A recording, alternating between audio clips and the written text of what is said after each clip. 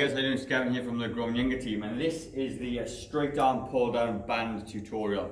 So very similar to the standing row. What you're going to do, you're going to move the anchor from the side of the door to the top of the door.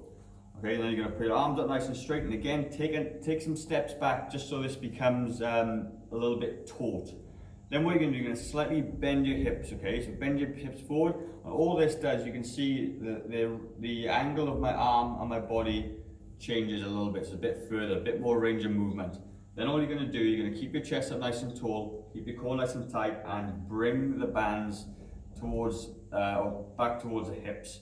Hold it for a second and take it slowly. 1, 2, 3, 4. Nice and fast, okay? 1, 2, 3, 4. Keep those shoulders down and packed. Keep your chest out nice and tall, your bum back, and get the movement in this way. And it'll take only a couple of reps for you to start feeling that in the back of the arms and your upper back near the armpits, okay? And that is going to be your standing band push down tutorial.